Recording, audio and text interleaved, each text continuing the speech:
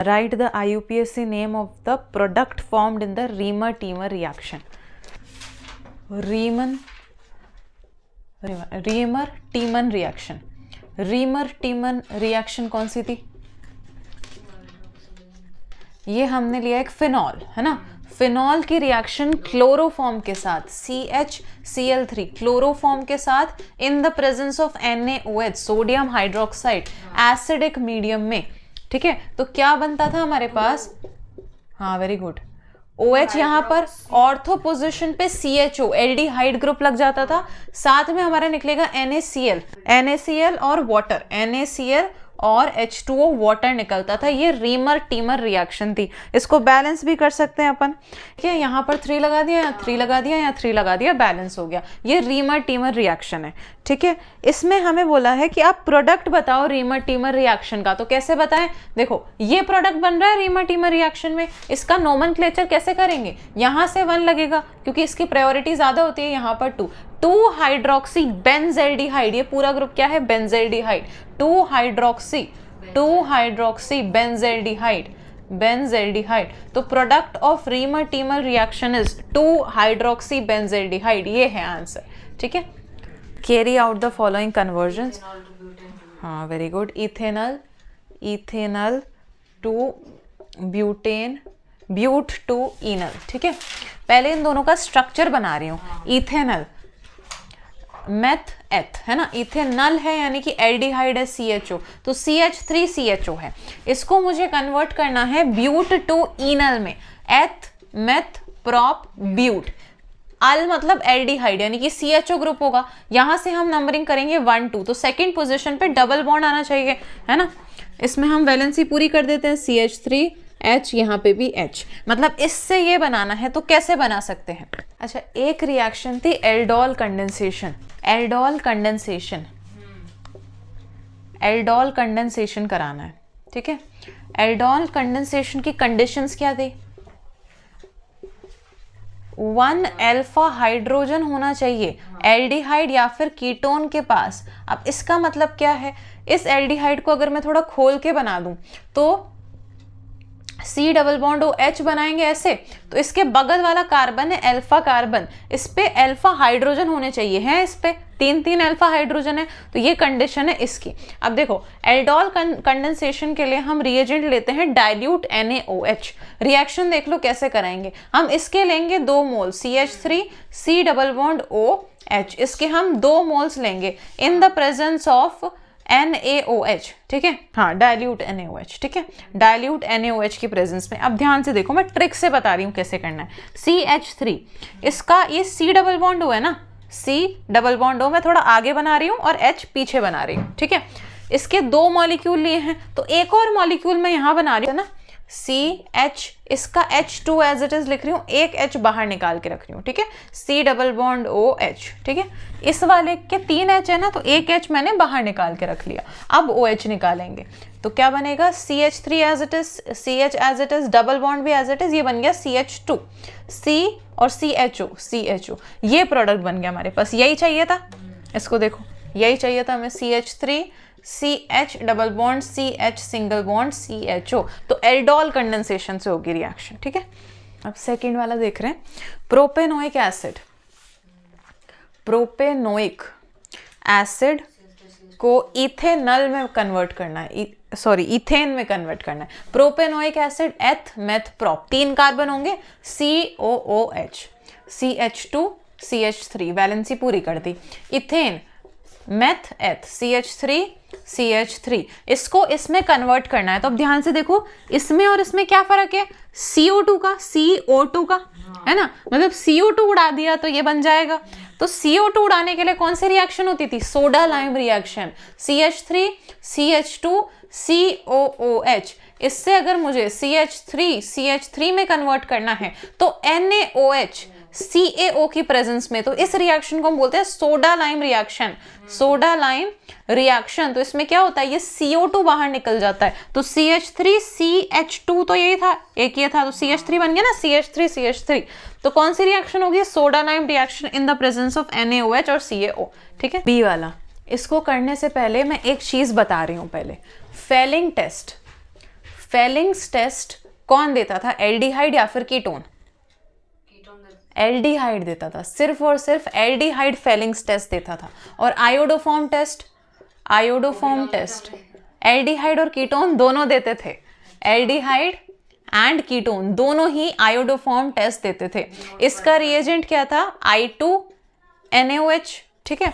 Iodoform test aldehyde ketones दोनों देते थे, फेलिंग टेस्ट सिर्फ एल्डिहाइड देता था। अब क्वेश्चन पढ़ो, एन एल्कीन, एक एल्कीन है A जिसका मॉलिक्यूलर फॉर्मूला है C5H10, इसका ओजोनोलिसिस कराते हैं हम, है ना, O3 के साथ रिएक्शन कराते हैं, तो ये दो कंपाउंड देता है B+C of two compound B and C। Compound B gives, जब B का हम फेलिंग टेस्ट कराते हैं ना, तो कंपाउंड B क्या देता है, पॉजिटिव फेलिंग टेस्ट देता है, यानी कि ये एल्डिहाइड हो सकता है। फेलिंग टेस्ट पॉजिटिव दे रहा है यानी कि एल्डिहाइड हो सकता है।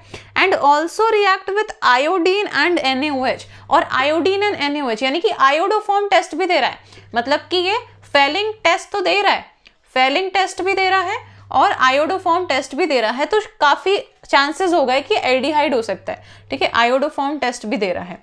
अब C देखो, कंपाउंड C जो है वो फेलिंग टेस्ट से रिएक्शन नहीं दे रहा है, यानी कि वो एल्डिहाइड तो नहीं होगा, है ना, एल्डिहाइड नहीं होगा मतलब ये कीटोन हो सकता है, बट फॉर्म्स आयोडोफॉर्म, पर आयोडोफॉर्म बना रहा है, यानी कि एल्डिहाइड नहीं है, ये क्या है, कीटोन है, मतलब C क्या होगा, कीटोन होगा। Identify the compound A, B and C, हमें बताना है A, B और C क्या होगा।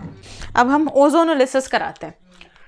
इसका अगर मुझे स्ट्रक्चर बनाना है C5H10 का, इन्होंने बोला ये क्या है, एल्कीन है, एल्कीन मतलब C डबल बॉन्ड C, यही स्ट्रक्चर होगा। 2 कार्बन तो ये हो गए, 5 कार्बन बनाने हैं, तो 2 3 4 5 और एक पोजीशन पे हाइड्रोजन लगा दिया, इसकी वैलेंसी फुल कर दो, CH3 CH3 CH3, ठीक है, 3 3 6 9 10 H10 भी होगा, ठीक है। अब इसकी ओजोनोलिसिस करानी है, तो ओजोनोलिसिस कैसे कराते हैं, O3 डबल बॉन्ड को तोड़ो, इसको एक ऑक्सीजन, इसको एक ऑक्सीजन, ठीक है, तो क्या बन गया, C double bond O CH3H plus इससे क्या बन गया, C double bond O CH3 CH3, यानी कि जो कंपाउंड B बना होगा वो एल्डिहाइड होगा, कंपाउंड B क्या होगा, ये वाला एल्डिहाइड होगा, और कंपाउंड C जो बना होगा वो कीटोन होगा, ये कीटोन है, तो कंपाउंड C क्या होगा, कीटोन होगा, और कंपाउंड A तो हम बना चुके हैं, तो A, B और C ये 3 कंपाउंड होंगे। आया समझ में? इसका अगर नोमेनक्लेचर, IUPAC नोमेनक्लेचर लिखना चाहे ना, 1 2 3 4, तो 2 मिथाइल एथमेथ प्रोप ब्यूट 2 इन, ये नोमेनक्लेचर हो जाएगा। इसको क्या बोलेंगे, एसिटाल्डिहाइड, 2 कार्बन है तो ये हो गया एसिटाल्डिहाइड, और ये क्या हो गया, acetone, CH3 C double bond O CH3, तो ये हो गया acetone.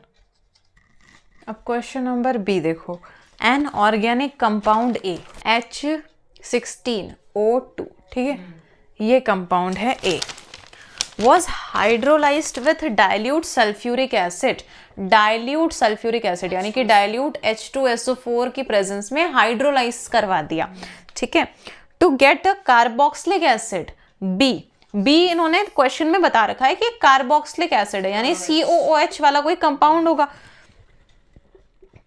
And an alcohol C, और C बोल रखा है कि एक अल्कोहल है। Oxidation of C with chromic acid produced B, देखो इस C का अगर मैं ऑक्सीडेशन करूंगी तो मुझे B मिल रहा है, मतलब एक अल्कोहल का ऑक्सीडेशन करने पर कार्बोक्सिलिक एसिड मिल रहा है। तो ये जब हमने कार्बोक्सिलिक मतलब जब हमने अल्कोहल की रिएक्शंस पढ़ी थी ना, तब पहली ही रिएक्शन हमने ये पढ़ी थी कि सिर्फ 1 डिग्री अल्कोहल है, 1 डिग्री अल्कोहल के ऑक्सीडेशन पे कार्बोक्सिलिक एसिड मिलता है, वो भी सिर्फ तब जब हम CrO3 के साथ रिएक्शन करा रहे हैं, यानी कि क्रोमिक ऑक्साइड के साथ रिएक्शन करा रहे हैं, है ना। तो यानी कि हमें ये तो पता चल गया कि जो C है वो 1 डिग्री अल्कोहल होगा। आगे देखो, C on dehydration, C produce B, C on dehydration gives but 1 ene, identify A, B and C and write the chemical equation for the reaction involved, ठीक है। ये जो C कंपाउंड है इसका अगर हम डिहाइड्रेशन कर दें तो ये क्या देगा, ब्यूट 1 देगा, इन देगा। इसका अगर मैं डिहाइड्रेशन, यानी कि डिहाइड्रेशन कैसे कर सकते हैं हम, हीट कर दो, पानी निकालना है, डिहाइड्रेशन मतलब वाटर निकालना है, या तो हीट कर दो या फिर कंसंट्रेटेड H2SO4 के साथ रिएक्शन करा दो, ठीक है। तो ये क्या दे देगा डिहाइड्रेशन के बाद, ब्यूट 1 इन, एथ मेथ प्रॉप ब्यूट, और फर्स्ट पोजीशन पे इन लगाना है, यानी कि ऐसा CH3 CH2, इधर एक H लगा दो, इधर 2 H लगा दो, ठीक है। ये देगा डिहाइड्रेशन के बाद। तो अगर मुझे उल्टा जाना है तो क्या मैं इस कंपाउंड का हाइड्रेशन करा दूं, है ना। तो इसको मैं थोड़ा अच्छे से बना रही हूँ, CH2 CH double bond CH2। इस बॉन्ड को तोड़ेंगे तो वाटर ही तो डालना है मुझे, वापस वाटर ही डालना है ना। तो H+ और OH नेगेटिव डालना है।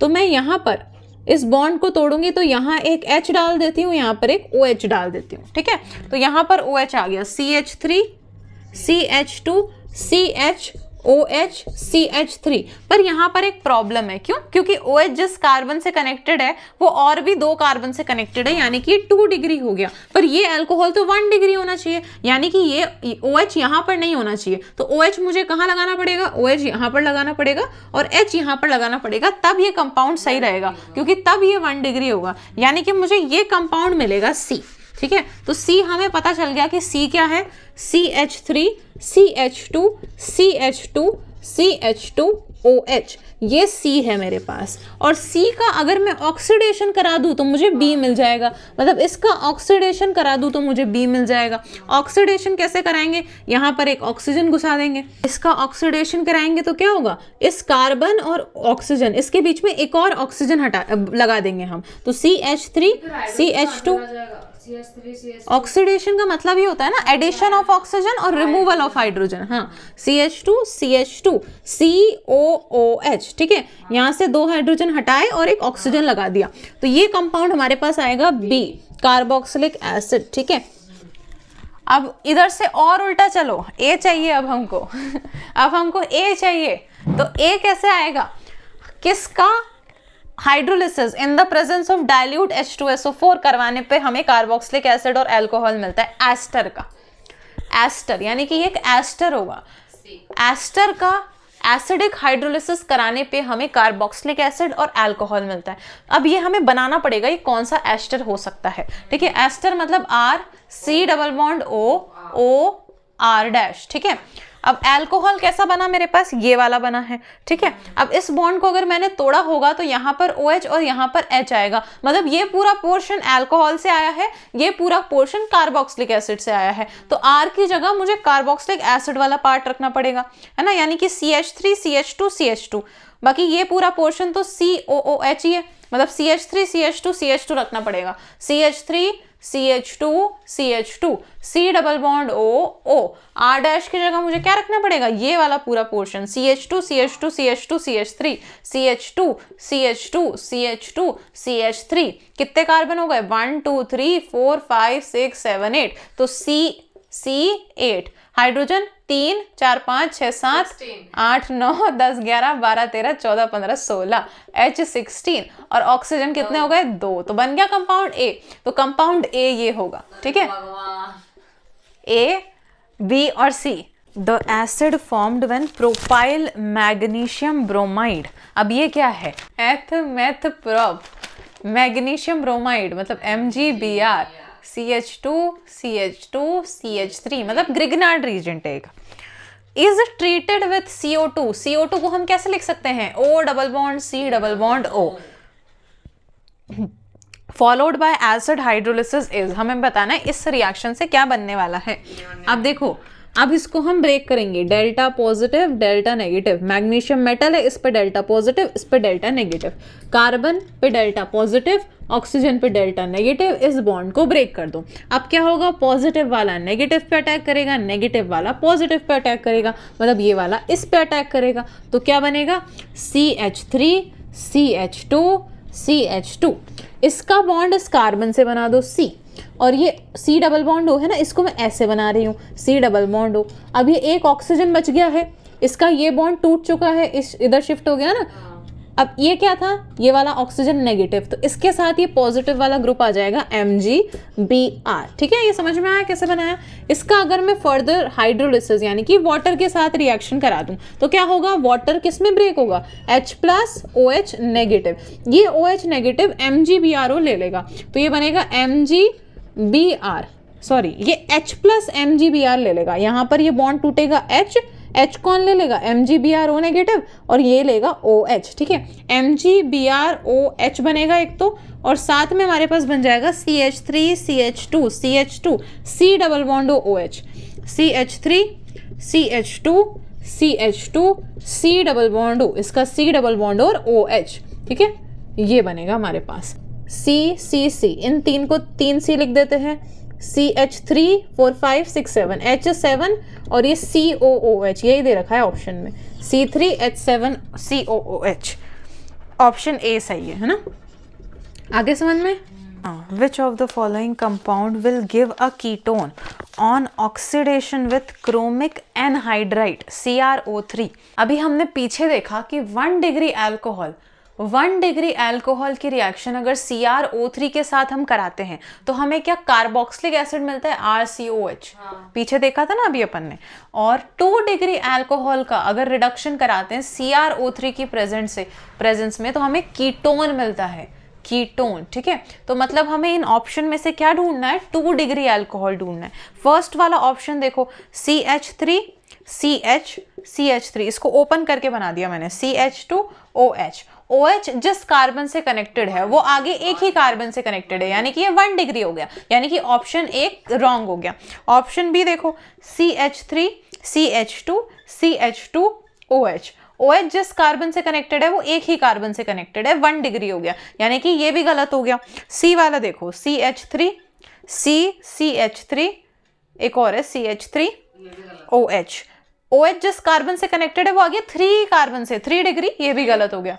4 है ना इसमें, 2 डिग्री चाहिए ना इसमें तो। हाँ, तो डी वाला ऑप्शन देखो CH3 CH2 CHOH CH3, OH जिस कार्बन से कनेक्टेड है वो आगे 2 कार्बन से, यानी कि 2 डिग्री, तो इससे कीटोन बनेगा, तो डी ऑप्शन इज करेक्ट। ठीक है, ये तो तुम्हारे बायो का क्वेश्चन है। Question number 3, 2 among the 3 component of DNA are, हाँ, BD2 deoxyribose and a heterocyclic base, the third component is, हाँ, तो DNA किसका बना हुआ होता है, शुगर प्लस नाइट्रोजनस, हाँ, pentose sugar plus nitrogenous base plus phosphoric acid, ये 3 कंपोनेंट होते हैं, तो इन्होंने 2 कंपोनेंट तो दे रखे हैं, तो तीसरा पूछ लिया, तो फॉस्फोरिक एसिड होगा, यानी कि बी होगा ऑप्शन। ठीक है, easy for bio students, not math students. The compound which undergo SN1 reaction most rapidly is, SN1 reaction की rate depend करती है, is directly proportional to the stability of carbocation। मतलब इन चारों ऑप्शन में हमें देखना है कौन सा कार्बोकेटायन सबसे ज्यादा स्टेबल बनेगा, क्योंकि SN1 रिएक्शन में कार्बोकेटायन बनता है। तो अब मैं चारों ऑप्शन बना के बता रही हूँ तुम्हें। इस ऑप्शन को देखो Br, ठीक है, तो ये रिएक्शन कैसे होगी, Br हटेगा और यहाँ पर एक कार्बोकेटायन बनेगा। क्या ये कार्बोकेटायन स्टेबल है, देखो पॉजिटिव सिंगल डबल कॉन्जुगेशन बन रही है, यानी कि ये रेजोनेंस स्टेबलाइज्ड कार्बोकेटायन है, रेजोनेंस स्टेबलाइज्ड कार्बोकेटायन फॉर्मेशन हुआ है इसमें। अब बी वाला ऑप्शन देखें हम, बी वाले ऑप्शन में क्या है, ऐसा स्ट्रक्चर बना हुआ है CH2Br, ये Br हटेगा और यहाँ पर कार्बोकेटायन बनेगा। ठीक है, क्या ये कार्बोकेटायन रेजोनेंस में जा रहा है, नहीं जा रहा। ये कार्बोकेटायन जिस कार्बन से कनेक्टेड है वो 1 डिग्री कार्बन है, तो 1 डिग्री कार्बोकेटायन है। सी वाला ऑप्शन देखो, ऐसा स्ट्रक्चर है, Br हटेगा तो कार्बोकेटायन यहां बनेगा। ठीक है, ये जो कार्बोकेटायन है ये आगे 2 कार्बन से कनेक्टेड है, तो ये 2 डिग्री कार्बोकेटायन है, पर ये रेजोनेंस स्टेबलाइज नहीं है। अगला वाला देखो, डी वाला,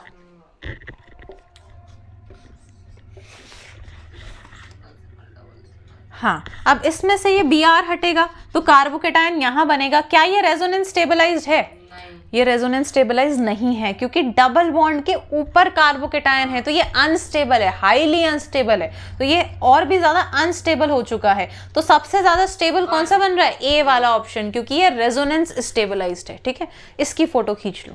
एसेटिक एसिड, एसेटिक मतलब 2 carbon CH3 COOH, acetic acid reacts with PCl5।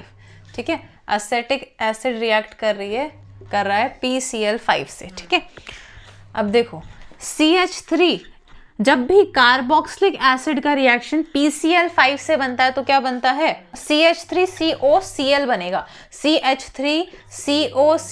CH3COCl बनेगा और POCl3 बाहर निकलेगा, POCl3। देखो POCl3 बाहर निकल गया और एक HCl बाहर निकलेगा। ठीक है, बैलेंस हो रहा है। देखो 5Cl, 3 4 5Cl, P निकल गया, एक O इधर निकल गया, एक O इधर पहुंच गया और एक H इधर पहुंच गया, CH3COCl। ठीक है, C वाला ऑप्शन मैच हो रहा है ना, CH3COCl ये बनेगा।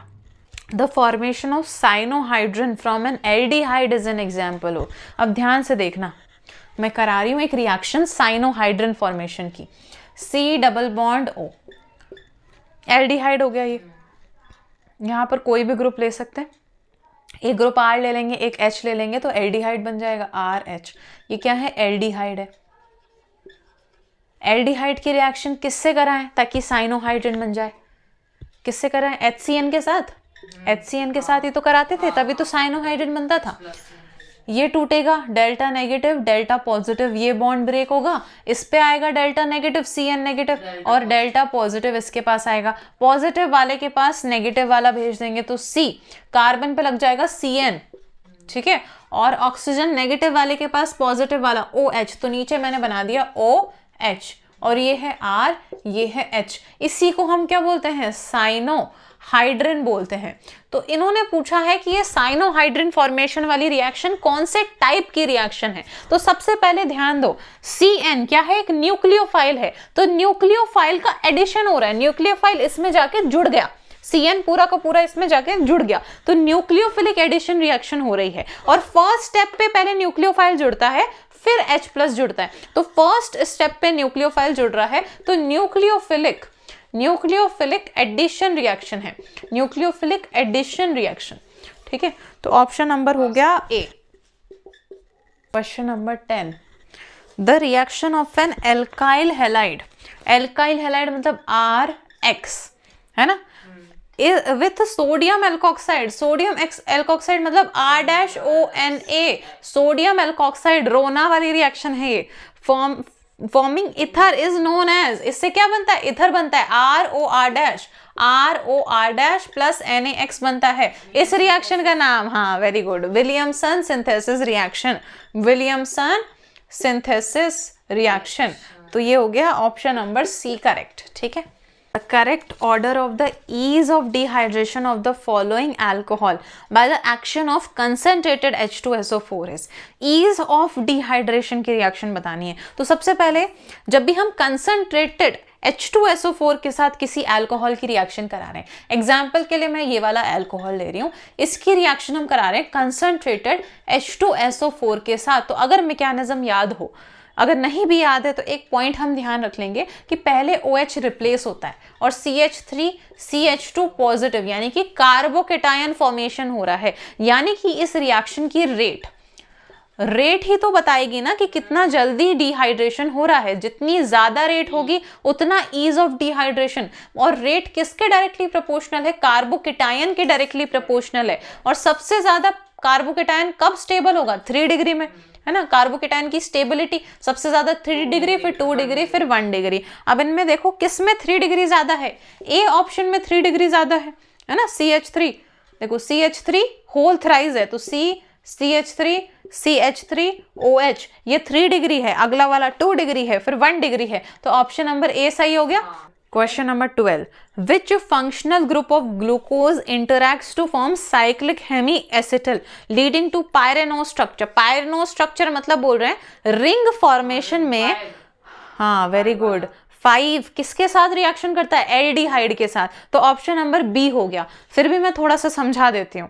हमने रिएक्शन देखी थी, हाँ, तो एल्डिहाइड के साथ 5, तो C डबल बॉन्ड O की reaction R dash OH, ROH ही लिख देती हूँ, चलो ROH के साथ कराते थे। ये मैं एल्डिहाइड वाली एक रिएक्शन बता रही हूँ कि एल्डिहाइड की रिएक्शन अल्कोहल के साथ कैसे होती थी।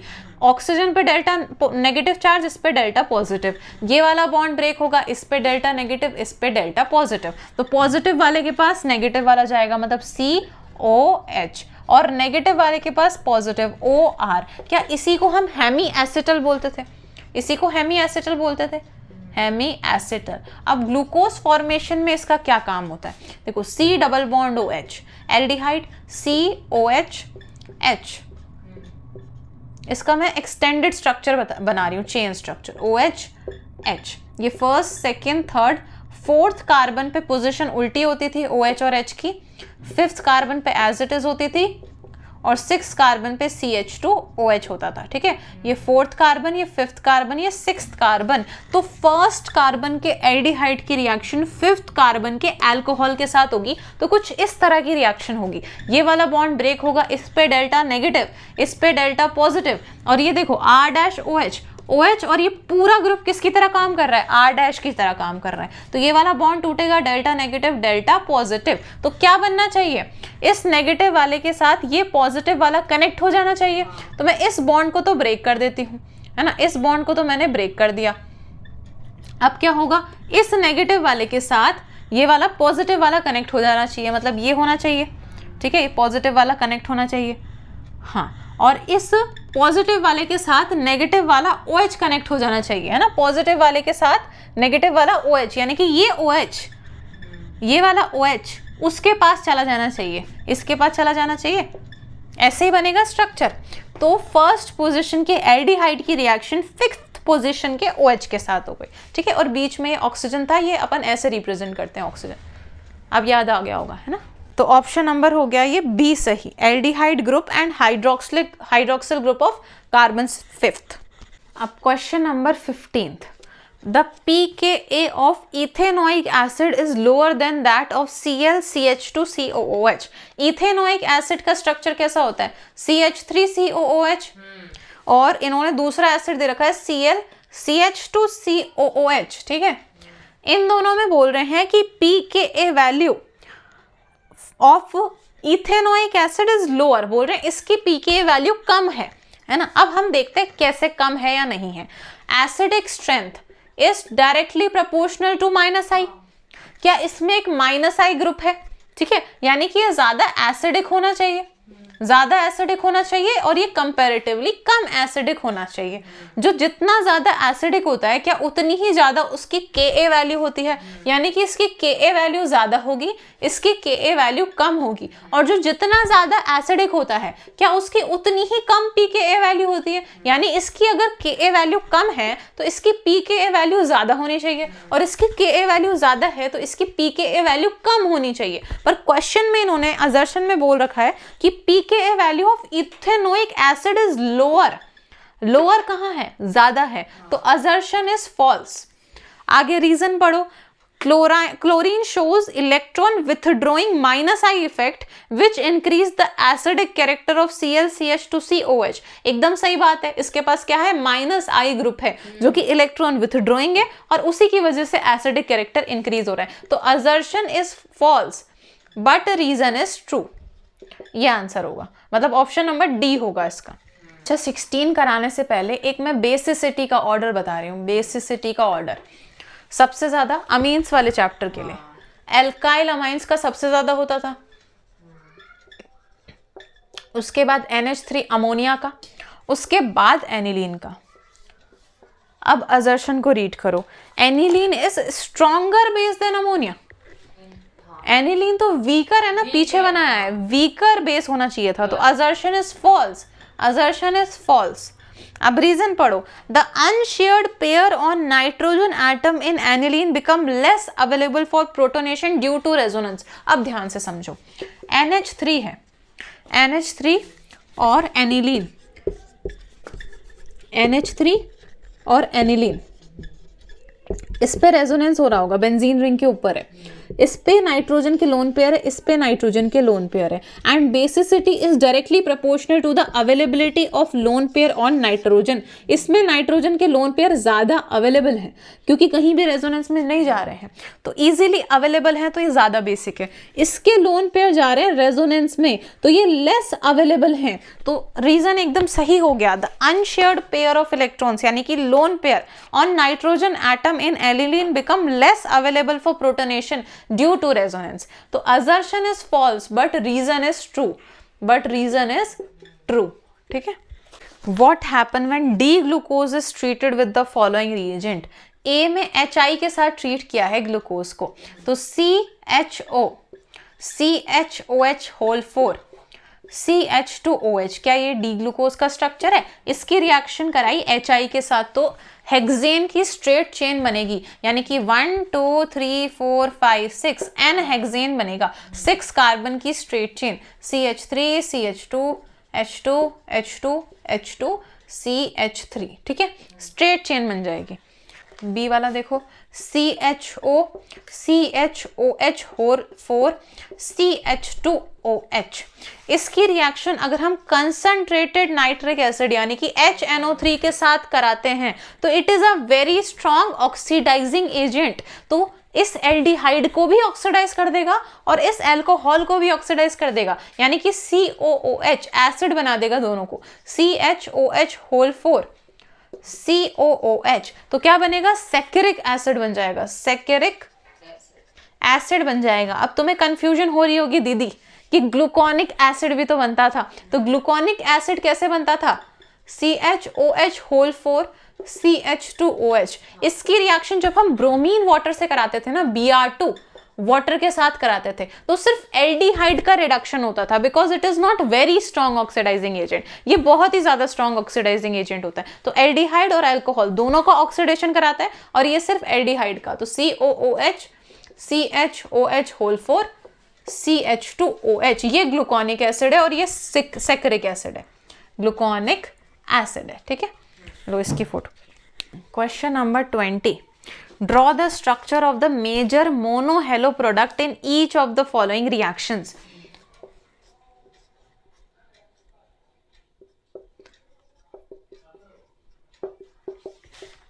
HBr के साथ कौन सी रिएक्शन होती थी?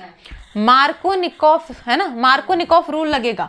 क्या होगा? डबल बॉन्ड तोड़ेंगे, हाइड्रोजन को वहां भेज दो जहां पर ऑलरेडी ज्यादा हाइड्रोजन है और Br को वहां भेज दो जहां कम हाइड्रोजन है। इस रिंग पे कोई फर्क नहीं पड़ेगा, सिर्फ डबल बॉन्ड ये वाले पे फर्क पड़ेगा। तो रिंग को तो एज इट इज बना दिया, CH Br CH3, ये हमारे पास बन गया प्रोडक्ट। अगला रिएक्शन देखो, सेकंड वाला, ये फर्स्ट हो गया, ये सेकंड वाला सेम NCERT की रिएक्शन है, ये अपन ने बहुत कर रखी है, plus Br2 in the presence of UV light की प्रेजेंस में Br2। कौन सी रिएक्शन है? फ्री रेडिकल सब्स्टिट्यूशन रिएक्शन, तो डबल बॉन्ड पे कोई फर्क नहीं पड़ेगा, सिर्फ हाइड्रोजन रिप्लेस होगा। हाइड्रोजन यहाँ पर है, यहाँ पर है, यहाँ पर है, यहाँ पर है, यहाँ पर भी है, 1 2 3 4, यहाँ पर भी है, यहाँ पर भी है। कौन सा हाइड्रोजन तोड़ने पर स्टेबल फ्री रेडिकल बनेगा? अब देखो, अगर मैंने ये वाला हाइड्रोजन तोड़ा और यहाँ पर रेडिकल बनाया, क्या बोला मैंने? फ्री रेडिकल सब्स्टिट्यूशन ना, तो रेडिकल बनेगा, तो यहाँ पर रेडिकल अनस्टेबल होगा क्योंकि डबल बॉन्ड वाले कार्बन पे बन रहा है, यहाँ पर भी रेडिकल अनस्टेबल होगा क्योंकि डबल बॉन्ड वाले कार्बन पे बन रहा है, तो इन दो पोजिशन पे नहीं बना सकते। इधर बनाना स्टेबल रहेगा क्योंकि रेडिकल सिंगल डबल, यहाँ रेजोनेंस हो रहा है, यहाँ भी बनाना स्टेबल रहेगा, पर यहाँ स्टेबल उतना नहीं रहेगा क्योंकि ये रेजोनेंस में नहीं जा पाएगा, यहाँ भी रेजोनेंस में नहीं जा पाएगा, मतलब मैं इन दोनों में से किसी एक पोजीशन पे बनाऊंगी तो वो स्टेबल रहेगा। तो यहाँ बना लेते हैं, ऊपर बना देती हूँ Br, तुम नीचे भी बना सकते हो, सही है ऑप्शन, ठीक है।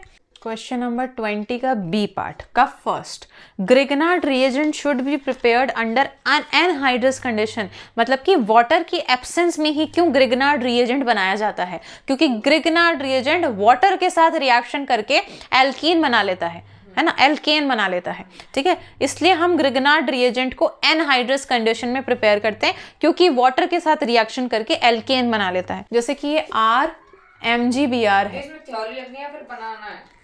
थ्योरी, तो थ्योरी लिखा दो, पर फिर भी एक बार समझा देती हूँ। वाटर के साथ रिएक्शन करेगा। तो देखो वाटर क्या देगा, H प्लस OH नेगेटिव देगा, है ना। तो ये R हो गया, डेल्टा पॉजिटिव डेल्टा नेगेटिव। तो MgBr पॉजिटिव वाला इस OH के साथ रिएक्ट करेगा, MgBrOH बना देगा, प्लस साथ में RH एल्केन बना देगा, एल्केन। ठीक है, अब इसकी थ्योरी लिखवा देती हूँ मैं। इट रिएक्ट्स, एक लाइन लिखनी है, it reacts with water, it reacts with water to form alkane, to form alkane. Second वाला देखो, सेकंड एल्काइल हैलाइड यानी कि RX give alcohol with aqueous KOH, aqueous KOH के साथ ये एल्कोहल देता है। Whereas in the presence of alcoholic KOH it gives alkene, और एलिमिनेशन रिएक्शन हो जाती है। देखो R, जैसे मैं एक एग्जांपल लेती हूँ CH3 CH2 Cl का, ठीक है, तो ये बना देगा CH3 CH2OH, और एल्कोहलिक KOH के साथ क्या होगा, इस Cl को अगर मैं ऐसे लिख दूं तो ये अल्फा कार्बन हो गया, ये बीटा कार्बन हो गया। इसका एक हाइड्रोजन अगर ऐसे रिप्रेजेंट कर दिया तो HCl बाहर निकल जाएगा और यहाँ डबल बॉन्ड आएगा, तो CH2 डबल बॉन्ड CH2 बन जाएगा। तो एक्वस KOH के साथ तो अल्कोहल फॉर्मेशन हो रहा है, पर अल्कोहलिक KOH के साथ एल्कीन फॉर्मेशन हो रहा है। तो ऐसा क्यों होता है? क्योंकि alcoholic KOH is a strong base, strong base है। तो स्ट्रॉन्ग बेस होने से क्या होगा, ये इस H प्लस को अच्छे से निकाल सकता है। स्ट्रॉन्ग बेस है ना, तो ये पहले H प्लस को निकाल देगा, H प्लस को निकाल देगा, फिर Cl निकलेगा तो डबल बॉन्ड फॉर्मेशन होगा और एलिमिनेशन रिएक्शन होगी, एलिमिनेशन रिएक्शन होगी। पर एक्वस KOH क्या है, स्ट्रॉन्ग न्यूक्लियोफाइल है, स्ट्रॉन्ग न्यूक्लियोफाइल है, तो ये पहले ही Cl को निकाल देता है और कार्बोकेटायन फॉर्मेशन कर देता है। ठीक है, पहले ही Cl को निकाल देता है तो न्यूक्लियोफिलिक रिएक्शन हो जाती है। ठीक है, तो क्या डिफरेंस हो गया, हम क्या लिखेंगे, because alcoholic KOH is a strong base. ठीक है, स्ट्रॉन्ग बेस है तो पहले ही H प्लस को निकाल लेगा। ठीक है, as a strong base.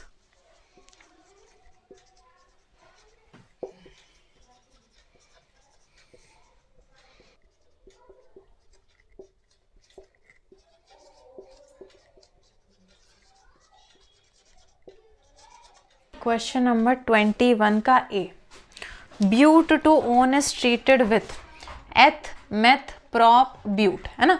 ब्यूट two own मतलब ये स्ट्रक्चर हो गया CH3 CH2 CH3, इसको हमने ट्रीट किया with ZnHg in the presence of concentrated HCl। तो ये कौन सी रिएक्शन है, ये क्लेमेंसन रिडक्शन है, क्लेमेंसन रिडक्शन। रिडक्शन नाम से समझ में आ गया होगा, ऑक्सीजन हटाना है, तो इस ऑक्सीजन को हम हटा देंगे तो क्या बनेगा, CH3 CH2 CH2 CH3।